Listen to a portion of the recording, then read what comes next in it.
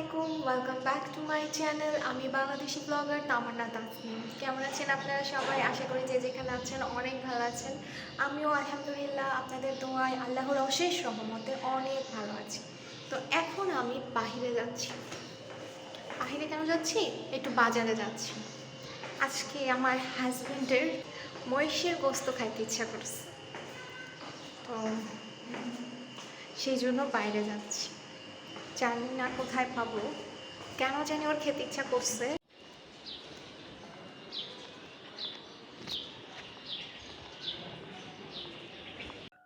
যাক, বাজারে এসে আজকে মহিষের মাংস পেলাম।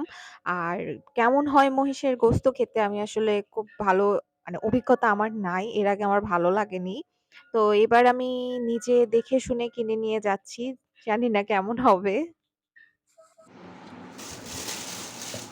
তো এখানে নিয়ে আসলাম মহিষের গোস্ত। নিয়ে নিলাম মহিষের মাংস এখানে। এখন এর মধ্যে দিয়ে দিব সব ধরনের মশলা। দিয়ে দিব এখন পেঁয়াজ। আপনারা কে কিভাবে রান্না করেন অবশ্যই আমাকে কমেন্ট করে জানাইতে পারেন।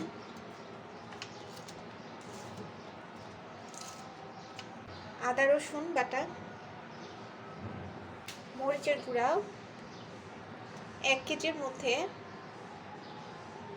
3 চামচ দিলাম। একটু ঝাল হলে মজা হবে, কি বলেন?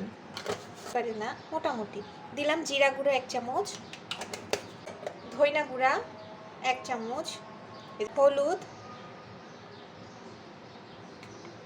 1.5 চামচের মতো দিলাম আপাতত। পরে মাইখে দেখি, যদি আরো লাগে আরো দেব। গোলমরিচের গুঁড়া, 5 ফোড়নের গুঁড়া। আমার কিন্তু এটা খুব পছন্দ। রান্না করব সয়াবিন তেল দিয়ে। আজকে আর সরিষার তেলের রান্না খাবো না, আজকে সয়াবিন তেল দিয়ে করে দেখি কেমন হয়। বড় এলাচ, গোলমরিচ, স্টার মশলা, লং, দারচিনি, লবণ পরিমাণ মতো। ভালো করে কচলায় কচলায় মেখে নেব। হাত দিয়ে মাখানোর মতো স্বাদ অন্য কোনো কিছুতে হয় না।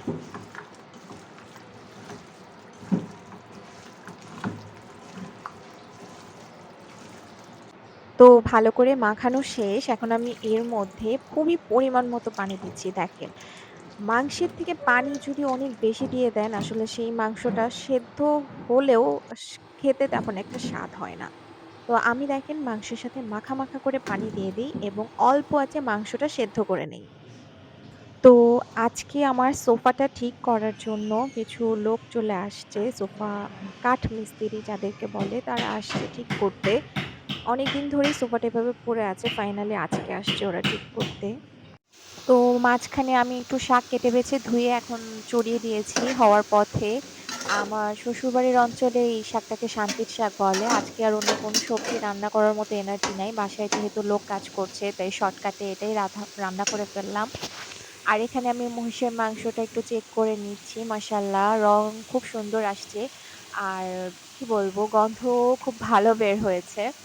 আমার তো ভালোই লাগতেছে। এর আগের বার আমি একবার মহিষের মাংস রান্না করছিলাম, সেটা আমার কাছে ভালো লাগেনি, একটুও ভালো লাগেনি। কিন্তু এটার গন্ধ গরুর মাংসের মতোই লাগতেছে এবং গরুর মাংসের থেকে গন্ধটা আরো জোরালো মনে হচ্ছে আমার কাছে।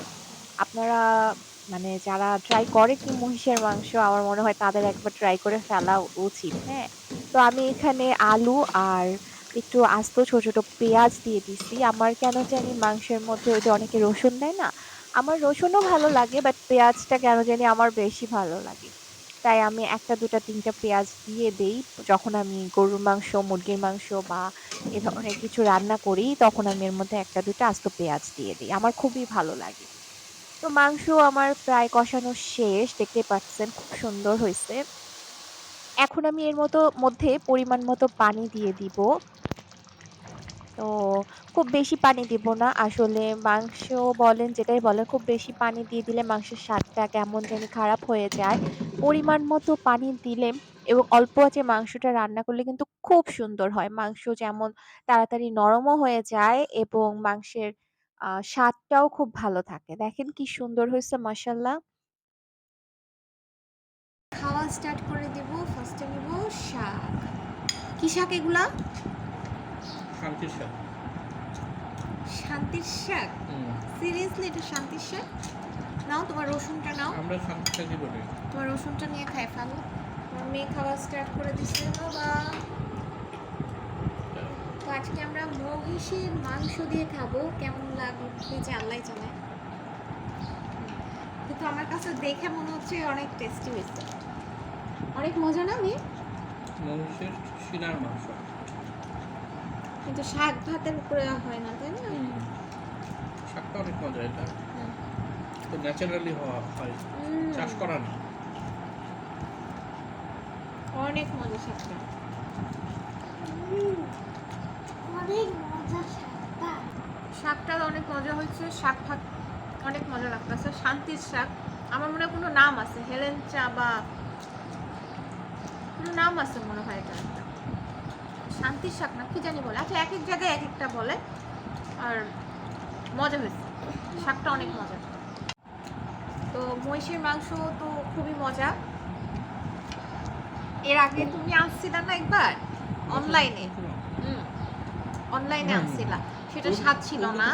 হ্যাঁ, ওইটা করোনার সময়, আমার মনে হয় করোনার শুরুর দিকে মনে হয় তুমি একবার আনছিলা। তো আমি ওইটা খাই, আমার একদমই আমার রুচিই হয়নি ওইটা খাওয়ার জন্য, বমি বমি লাগতেছিল। ওগুলো হচ্ছে ফ্রোজেন, ইন্ডিয়া থেকে আসে। হ্যাঁ, তো ওইটা একটু ভালো ছিল না। কিন্তু আজকে আমি দোকান থেকে যেটা কিনে নিয়ে আসছি একদম তাজা তাজা মহিষের মাংস।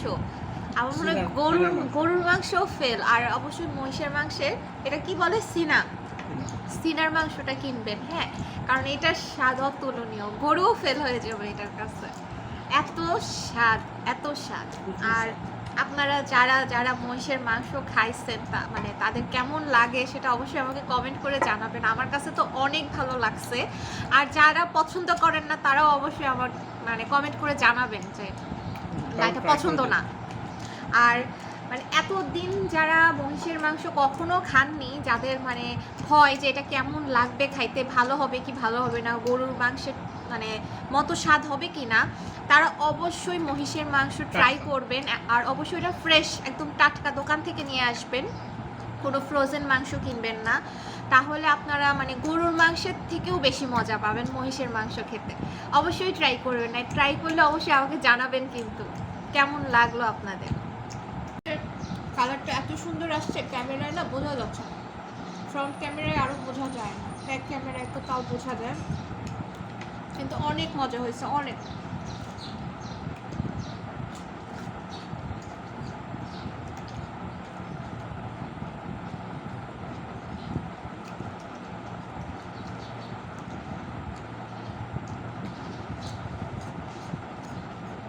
খাবো একটু দই।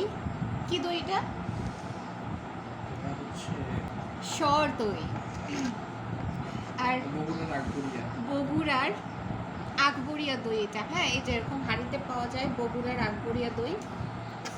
একটু খাবো, আমার দেখি কেমন লাগে। তখন ভালো লাগে নাই,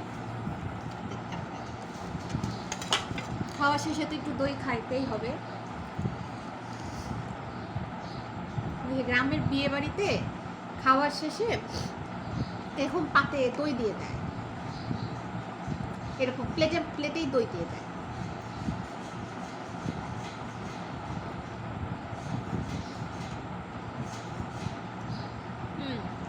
মজা। তো আমাদের তো সবার খাওয়া দাওয়া শেষ, একজনের বাকি আছে, সেটা হচ্ছে আমাদের বিলচুর খাওয়া এখনো বাকি আছে। তো বিলচুকে আমি মাছ ভাত মেখে দিয়েছি এবং মাছের কাঁটাগুলো তার খুবই পছন্দ, সে খুবই যত্ন সহকারে মাছের কাঁটা বেছে মাছগুলো আবার চেটে চেটে খায়। তো এই জন্য আমি ওকে কাঁটাটা খেতে দিই, ও খুব পছন্দ করে। আর এটাতে ওর কোনো প্রবলেম হয় না, যেহেতু ও দেশি বিড়াল, তো ওরা মাছে ভাতে একদম দেশি বিলাই আর কি। তো এই জন্য ওরা খুব ভালোভাবে এটা খাইতে পারে। তো এখনকার মতো কাজকর্ম সব শেষ, খাওয়া দাওয়া শেষ, বিড়ালকেও খাবার দিয়ে দিচ্ছি। ও এখন পেট ভরে মাছ ভাত খাবে। আর বাসায় কাজ চলতেছে, লোক আসছে ঠিক করতে সোফা। তো এখন নামাজ টামাজ পড়বো, পড়ে কিছুক্ষণ রেস্ট বিশ্রাম নিব, তারপর আবার বিকালে আপনাদের সাথে কথা হবে। আমরা এখন চলে আসছি ছাদে, একসাথে কি খাবো? কফি খাবো। কফি খাবো, কফি সবাই মিলে একসাথে। কাফি।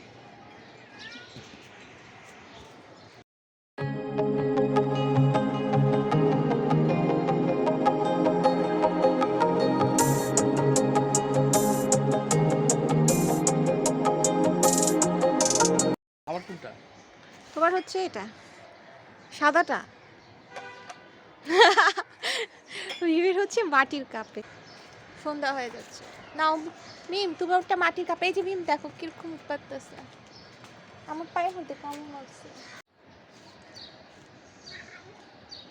ওই যে হোক কি করতেছে, ওর জানি কি হয়েছে, পাগল হয়ে দোয়া গেছে। দিতে হবে।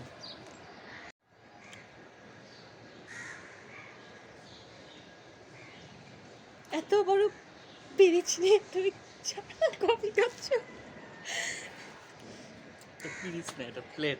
না, চায়ের সাথে কাপের সাথে তো পিরিচই থাকে, তো তুমি এত বড় পিরিচ নিয়ে খাচ্ছ তাই আমাকে বললাম। প্লেট দেওয়া হয়েছে। প্লেটের মধ্যে কি কফির সাথে একটা কমলা? Small orange. আমাদের অবস্থা খারাপ। এই যে স্মল অরেঞ্জ, লেবুর মতো একদম ছোট। কিন্তু অনেক স্মেল অরেঞ্জের মতো। গাছটা দেখাই দাও। গাছ দেখানো হয়েছে।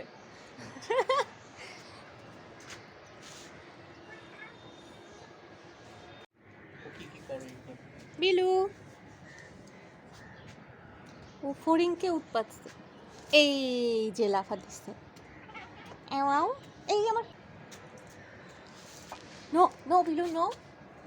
এই তো গাছের ফুল, গাছের ফুলের গন্ধ শক্তিছে বিলু। ওর মুড চেঞ্জ হয়েছে। শিকারের মধ্যে একটা চোখগুলো গোল গোল থাকে।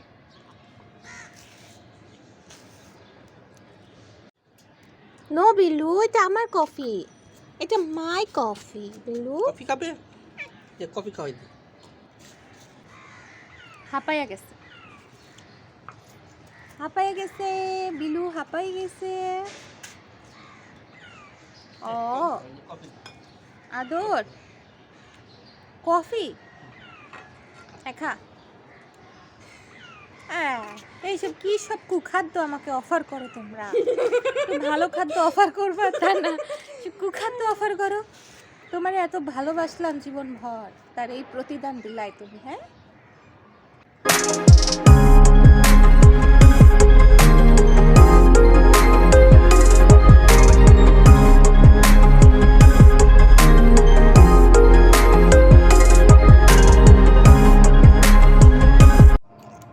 বিলুকে আনতে পারিনি, আমরা চলে আসছি। বিলু থাক। বিসমিল্লাহির রহমানির রহিম। আসসালামু আলাইকুম ওয়া রাহমাতুল্লাহ। এখন আমাকে একটা রাইমস শোনাও দেখি, একটা rhymes. Touch your shoulder and touch your knee. Make your hands make your hands go clap clap clap. Touch your head and touch your toe. Make your feet and stump tum tum. তো কিছুক্ষণ আগে আপনারা যে cute cute বাবুটার rhymes শুনলেন, সে হচ্ছে আমার মেয়ের মিসের ভাগ্নি। তো এই দেখেন আমাদের বাসার অবস্থা। বাসায় মানে সোফা ঠিক করতে যাই, পুরো বাসা ঘর বাড়ি সব এলোমেলো হয়ে গেছে ধুলাবালুতে। তো মেয়ে তো খেলাধুলা করতেছে, যেহেতু মিসের ভাগ্নি আসছে, খুব ভালো খেলাধুলা করতেছে ওরা, পড়াশোনা তো করতেছে না। তো যাই হোক, আসলে এই শহরের জীবনে একটু খেলাধুলা খুব ইম্পর্টেন্ট। হ্যাঁ, তো ভালোই হয়েছে বাচ্চাটা আসছে, আমাদেরও অনেক ভালো লাগছে। তো এই দেখেন সোফা ঠিক করে ফেলছি, একদম নতুন সোফার মতো লাগতেছে। আর আসলে এই সোফাটা অনেকবার আমার বাবা বলছে যে এটাকে আমরা মানে ফেলে দিয়ে আরেকটা নতুন সোফা কিনি। কিন্তু আমার আর না পুরানা জিনিসের প্রতি একটা মায়া থাকে। তো পুরানা জিনিসকে একটু মেইনটেইন করলেই কিন্তু এটা নতুন কোনো ফার্নিচারের থেকেও আরো বেশিদিন টেকসই হতে পারে। আসলে যতনেই রতন মেলে কথায় আছে না, আগেকার মুরব্বিরা বলতো। তো যাই হোক, এই একটা কাঠ ভেঙে গেছিল, সেটাও বাচ্চাগুলোর কারণে। আ আগে অনেক বাচ্চারা মানে আ এলাকার কিছু বাচ্চা-কাচ্চা সবাই মিলে আমার মেয়ে একসাথে খেলাধুলা করত। সোফার উপর লাফালাফি করছে কোনো একটা সময়। তো এই কাঠটা ভেঙে গেছিল। তো এটা ঠিক করে ফেললাম। সোফাটা একদম নতুনের মতো হয়ে গেছে। তো আসলে যত্ন করলেই সব জিনিস সুন্দর থাকে। আর একটু আমার পরিশ্রম হচ্ছে এগুলো পরিষ্কার করতে। তাছাড়া সবকিছু ঠিকঠাক। তো দেখেন আমার মেয়ে আর হচ্ছে ওর ওই ছোট্ট বন্ধু ২ জন মিলে আমাদের বিড়ালটাকে সেই পরিমাণ টর্চার করতেছে। আমার বিড়াল তো শেষে ভয়ের চোটে বারান্দার মানে দরজা দিয়ে বের হয়ে ওইদিকে একটা এসি আছে। তো ওই এসির মেশিনের উপরে সে বসেছিল। বাহিরের যে ইউনিটটা থাকে না এসির, সেটার উপর বসেছিল। ছিল আমার আজকের ভিডিও। কেমন লাগলো অবশ্যই সবাই কমেন্ট করে জানাবেন। আর অবশ্যই আমার চ্যানেলটা সাবস্ক্রাইব করতে ভুলবেন না। আর যারা এখন পর্যন্ত আমার চ্যানেলটা সাবস্ক্রাইব করেছেন তাদেরকে তো মন থেকে অনেক, অনেক ভালোবাসা আর দোয়া রইলো তাদের জন্য। আর যারা এখনো সাবস্ক্রাইব করেননি ইনশাআল্লাহ তারাও খুব শীঘ্রই আমার চ্যানেলটা সাবস্ক্রাইব করে ফেলবেন। আমার চ্যানেলের পাশে থাকবেন। আর অবশ্যই লাইক, কমেন্ট, শেয়ার করতে কিন্তু ভুলবেন না। পাশে থাকবেন আমাদের সবার। আর সবাইকে আমার নেক্সট ভিডিও দেখার জন্য ওয়েলকাম জানিয়ে শেষ করে দিচ্ছি আমার আজকের ভিডিও। আল্লাহ হাফেজ সবাইকে।